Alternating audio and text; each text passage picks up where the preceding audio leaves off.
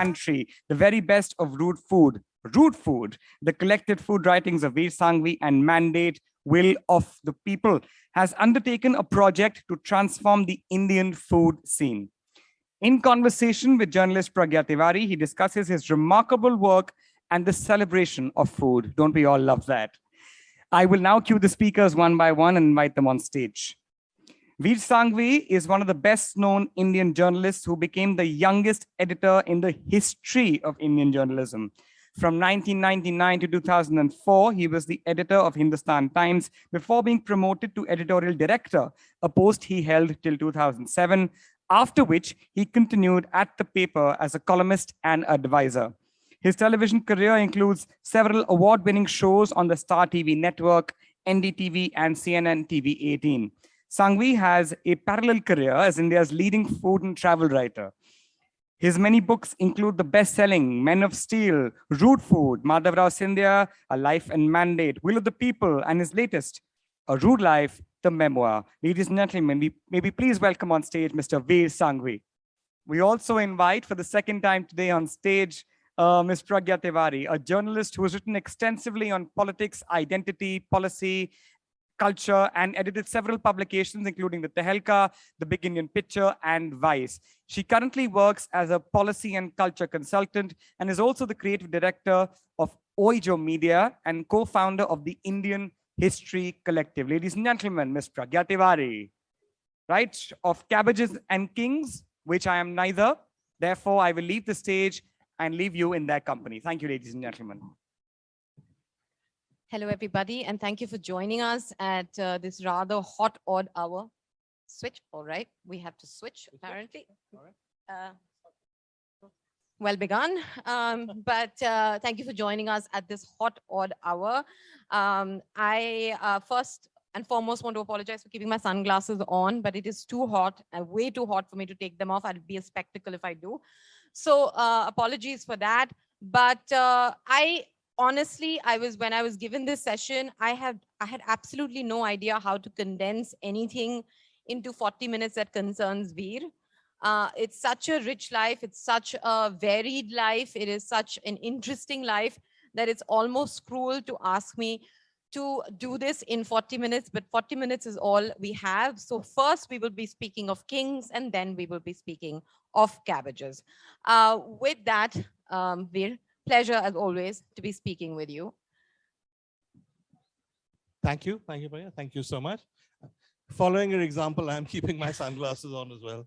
Though I don't have any of her excuses, it's just nicer. Yeah. So let's start with kings, shall we? Yeah, sure. I want to talk to you about, because by the way, nothing of what I say or ask today will do any justice to The Rude Life, his memoir. So please go buy it and read it and do yourselves a favor, and you can thank me later. But I'm going to make an attempt. So I want to start at the beginning of your journalism career, right? You are, you're somebody who is studying something very different. As if I remember correctly, you were doing PPE, you're studying PPE at Oxford.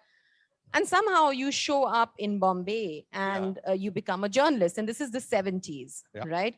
And you become a magazine journalist. And I don't know if magazine journalism is big back then, but it feels like the innocent days of magazine journalism. It also feels like you start writing about cinema as well, amongst other things that you're writing about. And cinema is the main thing, right, in Bombay. It's its main gig. And it also feels like, at least from this vantage point, the innocent days of cinema, film journalism without PR and so on and so forth. So take us through those days, and what are the sorts of encounters you had, and what are the sorts of things that stand out in your memory? Okay. Well, first of all, good afternoon. Thank you for braving the sun and coming. I'm not sure I would have. Thank you so much. I'm very flattered. Both of us are very grateful. In answer to the question, Pragya, you have to remember that 1976, when I started my journalistic career, was a time when I was not even a graduate. It was what was called a gap year in those days, between finishing school in England and going up to university. So I had time to kill. I was in Bombay, which is my home, and I didn't have very much to do. Some people I knew were starting a magazine. They were unknown. They weren't in the magazine business. They were never able to get anyone of any consequence to write for them. I was a faltu. I was hanging around. I had nothing to do. So they got me to do it. They weren't paying very well. And it was a gap year activity. And remember in 76, it was the beginning of the magazine boom. We had no real magazines. As Pragya correctly said, the world was much more innocent. If you talked your way past a guard in a studio, you could go and knock on the dressing room door of a major movie star. There would be just one makeup person who would say, "What do you want?" And 9 times out of 10, you'd manage to work your way in. It wasn't like now where there's security and PR companies or whatever. So I used to go off to studios because during the emergency, you couldn't write about politics. You could write about business, but I found that very boring. So all you really had then was films. So I used to walk in, I used to go off and meet film stars. I'd chat to them. They're also, I mean, the other thing people don't realize, that's as true now as it was then, is that films are not a continuous process. You go and give a shot, then you go away and you sit in your dressing room. Now they all sit in vans, but in those days, dressing rooms, until the next shot is set up. So they were also Vela, they were also hanging around. So I sat and I chatted what? Most of the big stars of that day, from Parveen Babi to Zeenat Aman to Shabana Azmi to nearly everybody, and they were quite happy to chat. So that's how I started. At that stage, film journalism was Stardust and Cineblitz and Gossip. And they were actually quite relieved to find somebody who chatted to them on equal terms and didn't ask who they were sleeping with. So I had a fair degree of access. And I then persuaded the magazine that I'd originally worked for in 76, and I kept coming back and working for it. In 77, 78, I persuaded the editor of the magazine, a man who was also new to journalism called Arun Puri. I said, why don't we start doing film stories? And he was reluctant. But there was a big film being released then, made by Raj Kapoor, called Satyam Shivam Sundaram. And I said, if we can get an interview with Raj Kapoor, it'll be a huge scoop. He was reluctant. Raj Kapoor was reluctant. He agreed. Zeenat Aman, who was the heroine of the film, agreed. And I did this cover story on Satyam Shivan Sundaram. And that was, I think, probably the first time a magazine had done a film story as would be done abroad without innuendo or jokes. And Satyam Shivan Sundaram, for those of you who are old enough to remember, was noted then for the scenes Raj Kapoor shot of Zeenat Aman's body. And it was considered very daring in those days. And yet, I didn't really focus on that. And the magazine was, of course, India Today, which had, by the time the story came out, become slightly better known than it was when I first joined it, but was not yet the mega magazine it was to become. It was, I think, the best-selling issue of India Today till then. And then I continued. I did a story on Amitabh Bachchan, one on Shyam Benegal, along with other stories. But I'm actually very proud of my role as a film journalist. The most political journalists try and downplay it. I really enjoyed it. I seem to have caught something in my throat. Never mind. But I will skip a decade now and talk about the 80s Yeah. with this weird voice. For the rest of what happens in the 70s, you have to read the book. I'll keep saying that. I am not being paid to plug it. I am just doing you a good turn. But Thank you. 80s, Thank you. 80s, you make the decision to move. Bombay is somewhat, I mean, it's not what it is now, but it's still somewhat the center of action. You know, it's where the money is, it's where the cinema is. If Delhi's where the power and politics is. You make an unusual, at least to my mind, decision, which is to move to Calcutta and become, start editing another magazine, which was Sunday, I believe. And Sunday was an extraordinary magazine. It's a magazine that I grew up reading. But I'm very curious about why you make that decision, especially given that at that point in time, you were doing so well in Bombay. And you, I believe, had another offer. I had an offer from the Times of India. From Times of India. So tell us about that, and tell us about the other sort of king you met there, which was Avik Sarkar, and how that started. Well, you know, I don't know if that's true any longer because I don't live in Bombay any longer. But in the 1980s, Bombay was very different from the rest of India. M.J. Akbar famously said that Bombay needed to establish diplomatic relations with India because we were in such a bubble. We were so different from everything that was happening. And it occurred to me that it was now clear I was going to be a journalist. So if I was going to be a journalist, was I going to be a journalist who did Bombay stories and looked at the world from a Bombay perspective? And it seemed to me that that was not really the best way to go. I needed to know the rest of India. I knew Delhi reasonably well, but I didn't know any other city. The only other city in the 80s which had a publishing scene that was national was Calcutta. So I decided I would go and work for Anand Bazar Patrika, which was and still is the biggest publishing house in Calcutta. I didn't know anyone in Anand Bazar Patrika. So I cold called the proprietor, a man called Avik Sarkar, who said he'd heard of me and invited me to meet him. And I don't know how many of you are from Calcutta or whatever, but you will know that in Calcutta, there is this concept of Bhadralok, of people who are very well educated, very cultured, very refined, collect art, pride themselves on their cultural activities, speak to each other in Bengali, regard the rest of the world as a bit of a conspiracy against Bengal. So I had no idea of any of this. I had never been to Calcutta. So I wandered into Calcutta and I was told by Avik Sarkar, come to my office. So I said, sure. What is the address? And he sounded so contemptuous on the phone. He said, we are an institution in Calcutta. Everyone knows where we are. So I was staying at the Oberoi Grand. I took a taxi. The taxi driver did not know where Anand Bazar was. So much for being an institution.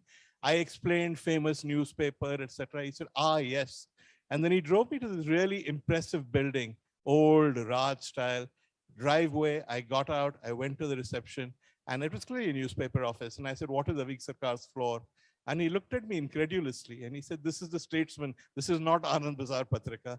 So with much embarrassment, I retraced my steps, went off to see Anand Bazar Patrika, which was a much less impressive building, met Avik Sarkar, and he was good enough to hire me for Sunday on the spot. And Sunday at that stage was one of India's best known magazines. Not quite India Today, but nearly there. There was nothing else.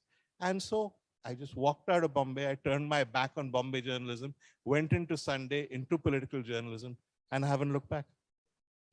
So again, I'm going to skip another decade because like I said, this is an impossible task to really cover his rich and varied life. But now you've seen the action in Calcutta. I mean, it's a very Calcuttans also feel the same way as Bombay. I'm from Calcutta, and we feel the same way as Bombayites do. That in fact, the only difference is we don't find any need to have diplomatic relationships with the rest of India. But you are in these two sort of island bubble cities, right? Yeah. And Calcutta, of course, then is communist Calcutta. No, yeah, it is. Yes, of course, it's Jyoti Babu's already there. Nothing really happens on the political scene much. And then in the 90s, you move to Delhi. Yeah. And not only do you move to Delhi, which is sort of different kind of action-packed city, you also move from magazine journalism. You become a newspaperman. Only at the end of the decade. I moved to Delhi first with Sunday, and then I started doing television. The Hindustan Times happens at the end of the decade in 1999. So let's talk about that. Let's talk about you turning into a newspaper man. And this is not, of course, new in the sense that many magazine journalists at that point in time are moving to newspapers. But up until then, Times of India is really, rules the roost. There isn't much competition. You join HT, and then that changes the sort of fate and fortune of HT. You take it places. No, I mean, this is not a compliment. This is well documented fact. So I'm very curious to know what those early days of newspapers blossoming in Delhi were like, and what political journalism was like in Delhi vis-a-vis Calcutta. Okay, Calcutta was very different because, as you said, there was Jyoti Basu and the CPM, and they were very firmly in control. So you didn't really have very much to write.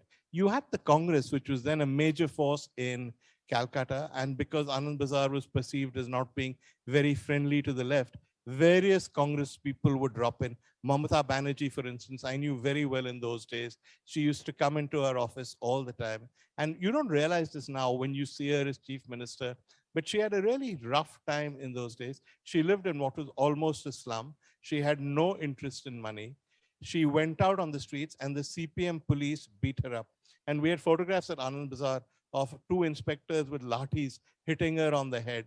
She came into the office with bandages. She had to go to Delhi for treatment. I think it took her a year to recover from those injuries. And I often think what you see now of Mamata, and you see her as being combative and resentful and all that, she was shaped on the streets of Calcutta under the lathis of the CPM and its police force. So Calcutta did have a political scene of sorts.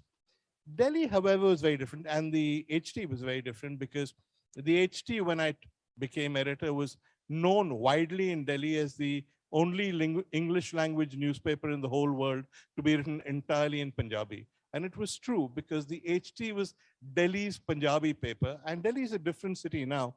But for a long time, Delhi was really Punjabi dominated. Now you would say it's West Delhi or whatever. But in those days, it was all of Delhi. The editor was a Punjabi, the managing director was a Punjabi, the staff were Punjabis. And I'd found this in Calcutta that I felt like an outsider because they all spoke to each other in Bengali, but I did not expect in Delhi to find that they spoke to each other in Punjabi, which they did. So my brief, therefore, because Delhi was changing, was to change the HT, to change the language, try and write it in English, try and address a newer reader. And it was a long, long process, but I think broadly we achieved it. So, okay, I'm very curious to, I came into political journalism in the, after 2010. I used to write on culture before that, and before that I was a lawyer. But I'm saying all this only to say I'm not that young. It's just that I came into journalism itself very late. But I wonder what political journalism, how different it was back then to it is now. And when I say now, I not only mean now that, the PMO seems to exercise a very tight control on access and so on and so forth, and how access journalism has become, it's been maligned to an extent. I'm very curious to know the development. I mean, as an editor, you obviously had a fair amount of access. You must have seen in your time journalists who've not been able to walk that line between being journalists and being too inclined towards politicians and politics. How has all of that evolved? I mean, it's a very large question, but take it as you will. Okay, I mean, in terms of journalism changing, there are many different dimensions, as you correctly said, to that question. But the most obvious one is that journalism economically was a profitable activity in those days. You could make money if you produced a magazine or a newspaper. That's become almost impossible now. The top newspapers make money, but barely enough. Nobody's expanding, nobody's investing in newspapers. Print is effectively a dying industry. That wasn't true when I became editor of the HT. We were booming. So when you don't have money and when you have money, it affects your attitude to everybody. Now, you kowtow to advertisers, you don't spend money on getting stories. In those days, we didn't have that problem. So I think that's number one.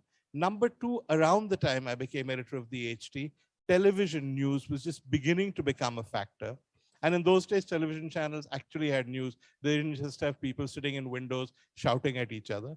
And that changed the way in which people looked at the news, and newspapers and magazines had to adapt. I think now we regard television and news on the web as being more important perhaps than what newspapers and magazines say. Most people I know don't even read the newspapers anymore. They may look at them, but they go on their phones or whatever and see what is happening on sites, newspapers from all over the world. So newspapers in those days had much more influence than now, when frankly, they hardly matter. You write a column in a newspaper, you write a column online, and I'm probably the right person to answer this because I do both. Often online has more impact than the newspaper column does. That wasn't true then. So that's changed. In terms of journalism and politicians, actually, contrary to what you may have been told, there are many more committed journalists now than there were in those days, because nobody minded really if you criticize, say, the Vajpayee government, and Vajpayee was prime minister when I took over. You were able to write what you wanted. Now, journalists clearly identify themselves with a political party. Many journalists will take the line, and you just have to go on Twitter to see this, take the line of the BJP or the PMO as being the truth. They will become trolls. They will attack anyone who has a different point of view. So there are many more, in single inverts, committed journalists now than there were in those days. So from the point of view of objectivity, journalism has never been in worse shape than it is today. You also have the other problem, which is that because newspapers don't make money, proprietors don't really have much clout. And if the government, say, withdraws advertising, or maybe a well-chosen income tax raid on a proprietor, the proprietor and the newspaper is in trouble. Consequently, nearly all newspapers, to an embarrassing extent, print what the government wants them to. Access journalism is a term generally used by people who've never worked as journalists. all journalism is essentially dependent on access. Otherwise, you end up getting press releases, covering speeches, covering press conferences. You need to know what is going on behind the scenes. This is the sort of principle well established in journalism all over the world. Nearly every great journalistic story has come from a degree of access. Let's take Watergate, which in the 70s was like the iconic scoop. We know now that all of it came from a guy called Deep Throat. Deep Throat was deputy director of the FBI, a guy called Mark Felt, who leaked the information. And it goes on and on. Nearly every possible scoop that you can think of anywhere in the world is based on a relationship journalists have with somebody in a position of power or influence. It's the onus is on the journalist to ensure that the fact that you're getting the news from a source doesn't mean you carry plants, and all too often we do. It doesn't mean that you necessarily take the side of that source against anybody else. You have to walk the line in keeping your objectivity, but that's how journalism used to work. Sadly, that's not how journalism works any longer because nobody has access. Even the people who support the BJP's cause and go on about how wonderful Mr. Modi is, I don't think Mr. Modi would give them a second look. He doesn't meet journalists. He doesn't care about them, let alone confide in them. Amit Shah may sort of allow journalists to come and tickle his toes once or twice a week, but he's never going to tell them anything of any consequence. So one reason why journalism is so bereft today is because nobody tells journalists anything. Just look at it, look at things like cabinet reshuffles. Did you have any indication of who was going to be a minister? You always did in the past. You don't now because nobody knows anything. Something like demonetization might have leaked. Something like the lockdown might have leaked. But no, it never leaked because Mr. Modi runs a very tight ship and he has many journalists who support him, but no journalists who know what he's doing.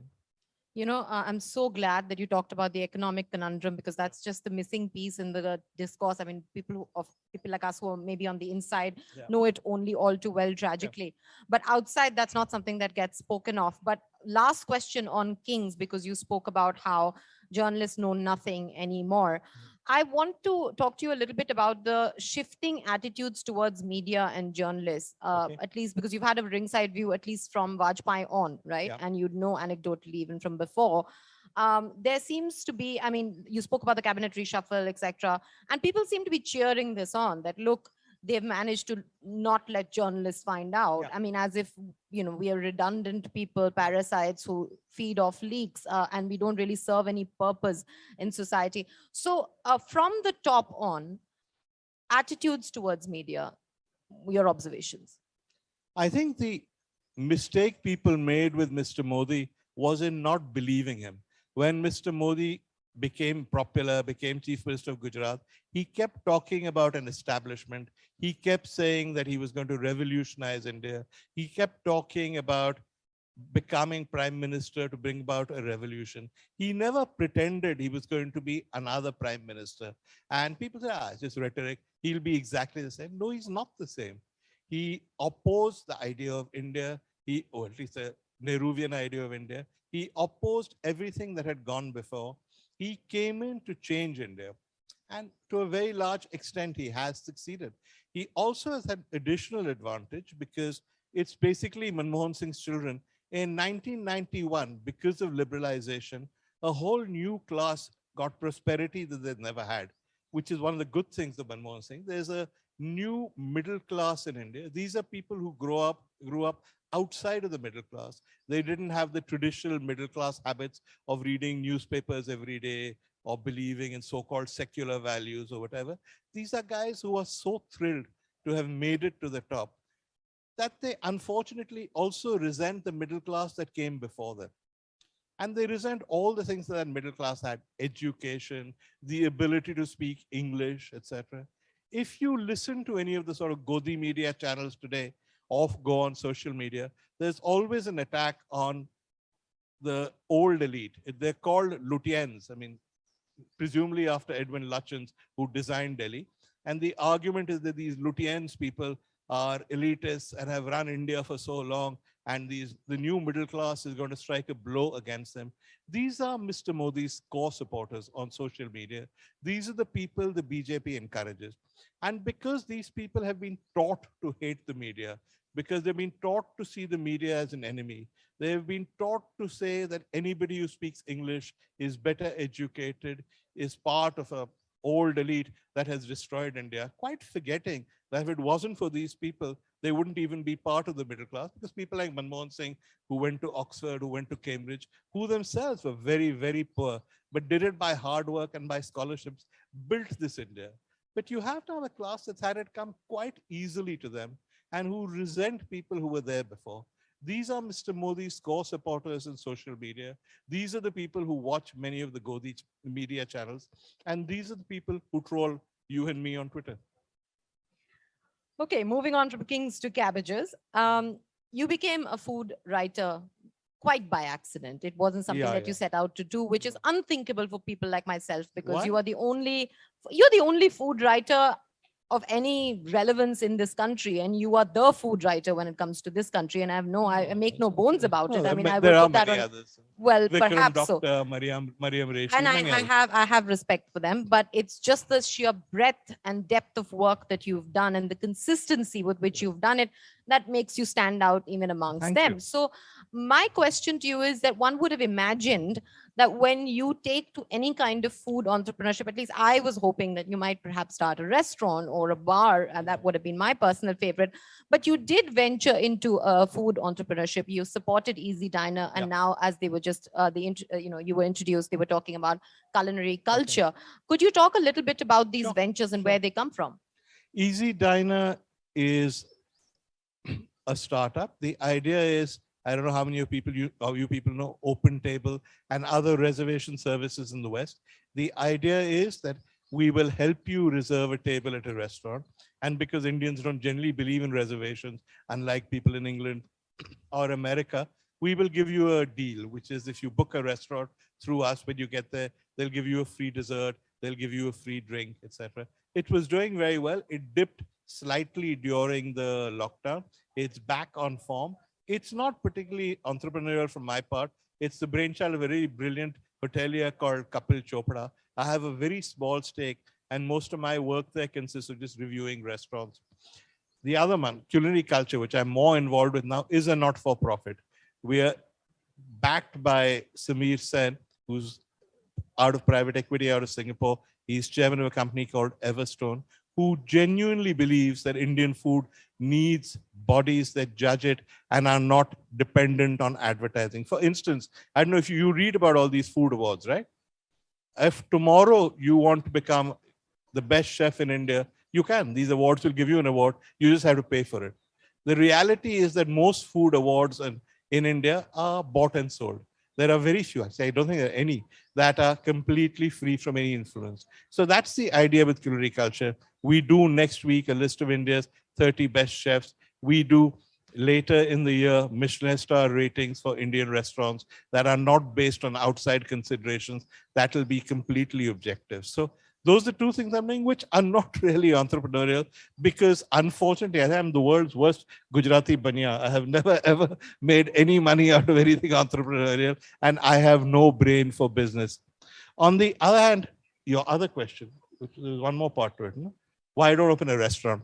Well, same thing. I don't think I know how to open a restaurant. It's like everybody who reviews a film will not be the next Alfred Hitchcock or the next Steven Spielberg, right?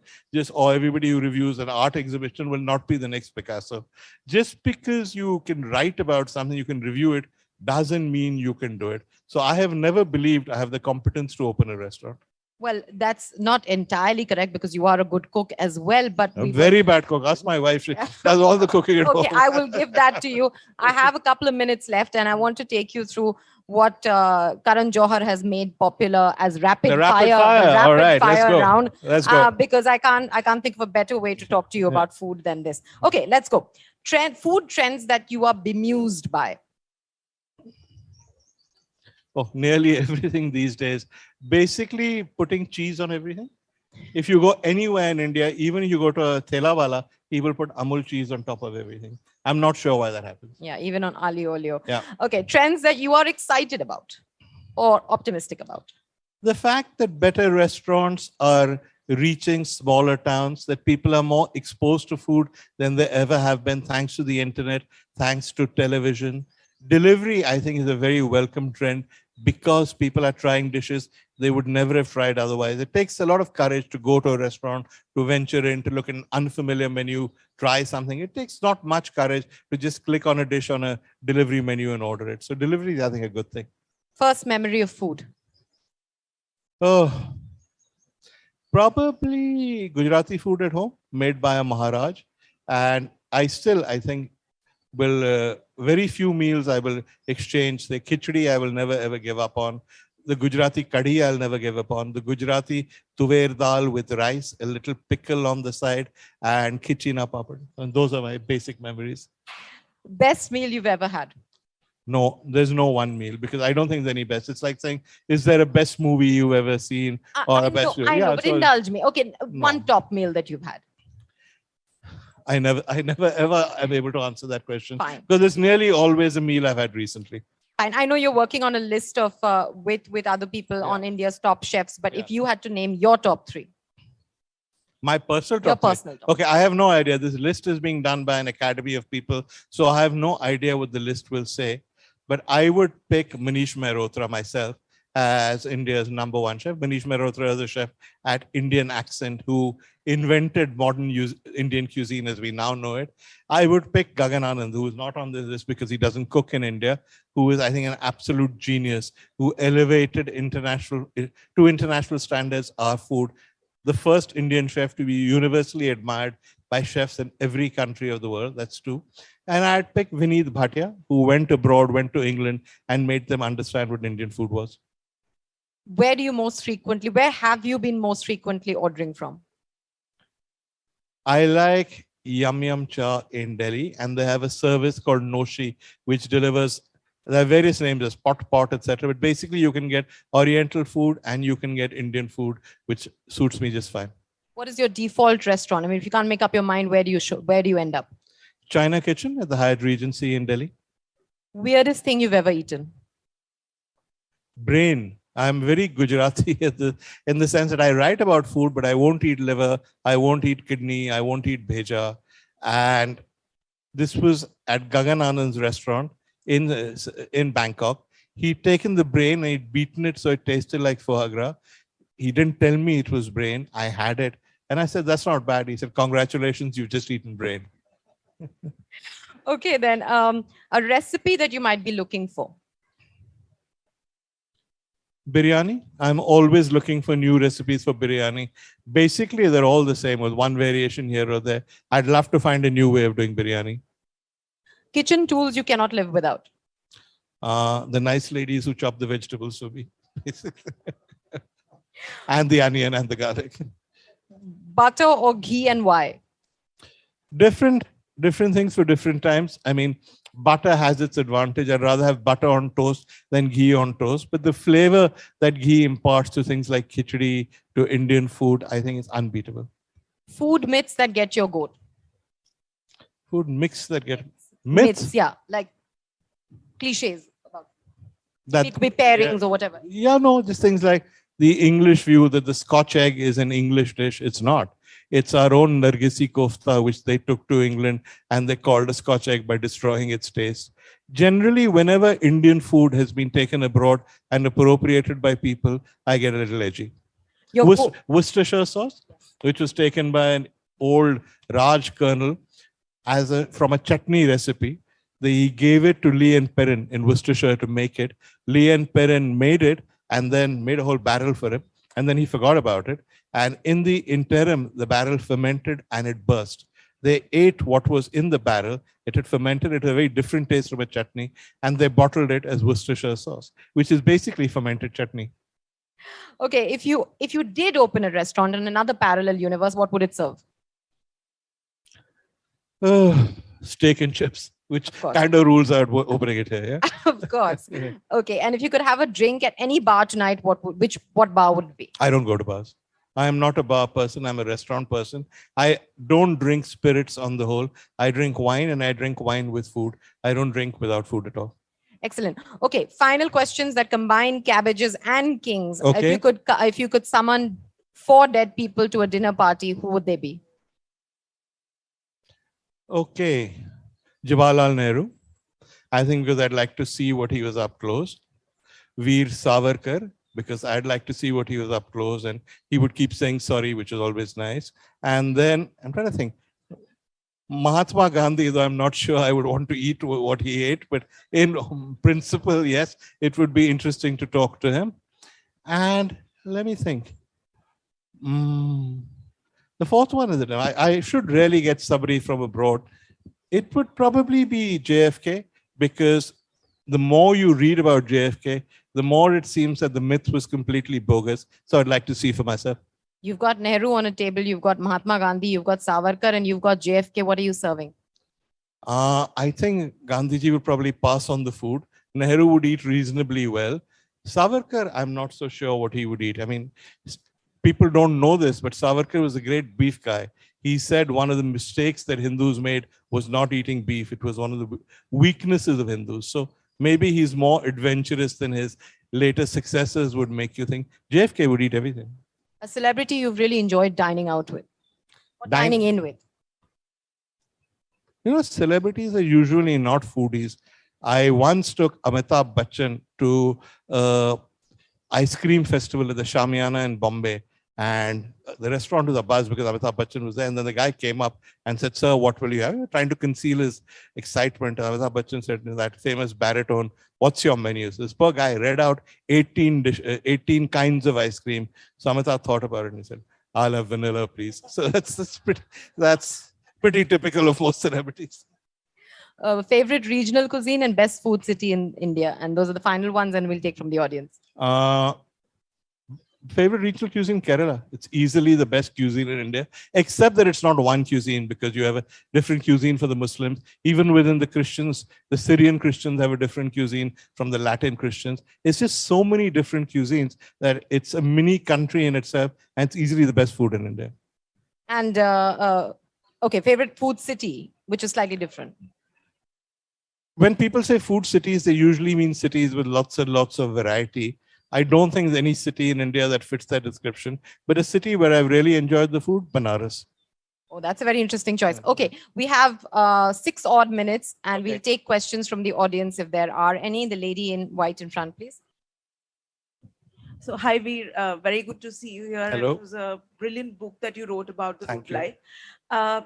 Going back to the King's Peace, what is perhaps one of the anecdotes about politicians that got left out of the book because of want of space, perhaps?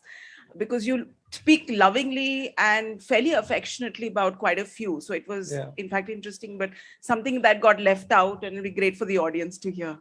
I can tell you what Penguin's lawyers didn't allow me to include, which I thought was wrong, but they should have allowed me to include it, is that I went to meet Morarji Desai when he'd come back to Bombay after having been Prime Minister of India. And as I write in the book, he'd stolen all the secret papers from the PMO, and he was trying to get a book published, which he did eventually. And I asked him about Mrs. Gandhi, who he had a right to hate because the emergency was over, but he went further. He said, you know, the whole family is like that. So I said, like what? He said, you know, Motilal Nehru. So I said, what? He said, he had many illegitimate children. So I said, who? He said, Sheikh Abdullah. So I said, don't be ridiculous. He said, yes. And he went on in similar vein with scurrilous stuff like this about every politician. And I thought the man was a nutcase. And God forbid, I mean, we ever had a prime minister like him. But you know, what he said and was themed so scurrilous then is now something you'll find on every Sanghi website. So maybe he was ahead of his time, at least in that respect. We had another question over there.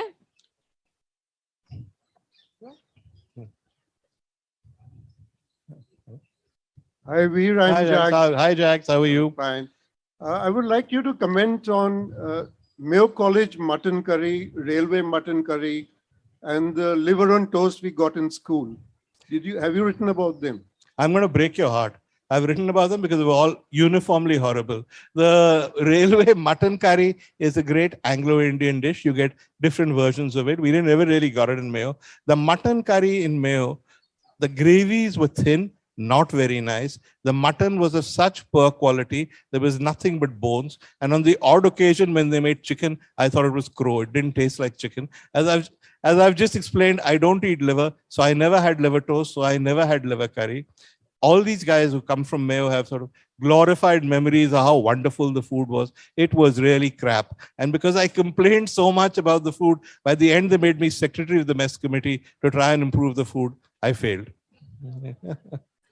There's a question, the lady in front, please. Hi, I come from Delhi. Hi. And I have a membership of Easy Diner. Thank you. And I am actually addicted to it. Oh, very No, good. yeah, so May your tribe increase. I have Prime membership also, and I Wow. do tell everybody to go in for it because it's like really a great app. Okay. What I would like to know is that I know that you have restaurants in Delhi and Mumbai. Yeah. But besides that, are you planning to have all over India? Yeah. You can go to Bangalore, Chennai, Calcutta. We're all over there. So Dubai. is there a list available? Yes, you go on the web. somewhere? If you go right and choose a city, it'll give you restaurants in each city. Okay, all right. Okay, thank you. Thanks. This question at the back over there.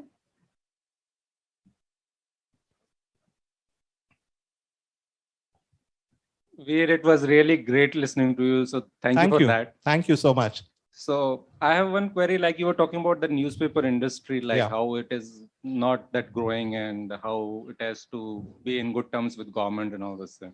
So now I've never been to America, but what I read here is like New York Times did not went to speak to Donald Trump and he had to go to New York Times and all that stuff. Like, Yeah. so is the newspaper industry there shaping differently or there's something, Yeah. something I missed? It's a slightly complicated answer, so indulge me. What's happened in America is the same things that happened here. Newspapers are in trouble, and in smaller towns, they've died. So that's the bad part of it. The good part is that papers like the New York Times are now profitable again because their websites are massively profitable, but they are pay websites, which means you have to pay to subscribe and they get revenues. What's happened in India is that our newspaper owners ignored subscribers, became advertising-driven vehicles. The advertising is now migrated to television, to the internet. And newspapers, because we're used to getting news for virtually nothing, and we're not used to paying for news on the internet, newspapers have tried to launch paid-for websites, have failed. As a consequence, Indian newspapers are the kind of financial trouble that, say, the New York Times is not, or the BBC is not. Yeah. I think we have time for 2 more questions. There's some in front. You can pick. It's very hard for me to make choices. Hi. Hi. I want to know what is the future of journalism? The young generations which are very keen to join as a journalism, don't you think they are handicapped? What is the work ethics? If you want to join some media, something, you cannot do anything. So what is the message you want to convey to them? Oh, people ask me all the time, and young people come to me and say, I want to be a journalist. What is your advice? And my answer is always one word: don't. I think journalism is dying. I cannot make any predictions of where it'll be 20 years from now. And if you're young, do something else. And if you enjoy writing, you could always come to journalism later. But I wouldn't encourage anyone to become a journalist. For what that's worth, I'll second that. Okay. The gentleman in orange on the side, please. Thanks for this awesome session. Thank you. One question I wanted to also always know is that you're super hard and you're a great critic. You count when you criticize, the person has to duck for cover. So have you got something like that back, and how do you handle that? I'm not so critical. Yeah, I'm a nice guy. I don't know why you say that. Yeah, no. If you just go on Twitter, you will see the level of abuse that is directed me on a daily basis. So I'm quite used to being abused, and I get it back all the time. Thanks. Yeah. And on that note, I think that's all we have time for, but I will second another thing. My God, I'm making a habit of it. He is in fact very kind. I don't know if you guys know, but during this lockdown, he's been giving shout outs to delivery places, and instead of trying to be hard-nosed about food, trying to promote them and trying to do his very best so that these businesses thrive. So he's a very, very kind man indeed. And it was a pleasure talking to you. Thank you, and thank Pragya. you for listening to us. Thank and he you. will be, if you want to pick up his books, he's open to signing them. So I would suggest you rush to the bookstore and pick them up. Thank you. Thank you, everyone, for braving the heat. Thank you so much for coming. Ladies and gentlemen, if I were to use certain adjectives, I think only food would come to my mind. So what a session with masala, yeah? A spicy session maybe. But thank you so much, V. Sangvi and Pragya Tiwari, for that wonderful session. We also like to thank One India for their support. May we please request the speakers to accept a small token of our love and appreciation. Ladies and gentlemen, you can carry these conversations forward. Mr. Sangvi will be available, as mentioned, for his book signing. Cute little yellow tent. Well, if I may say, that tent which looks like turmeric, since we just spoke about food, that turmeric looking tent behind the front lawn is your venue for the book signing. You can head there and he will be there shortly as well. Thank you so much, ladies and gentlemen. We will be back for you at the festival. Please check them out as well. We'll be back with our next session, first edition, Not It Grief, very, very shortly. Thank you.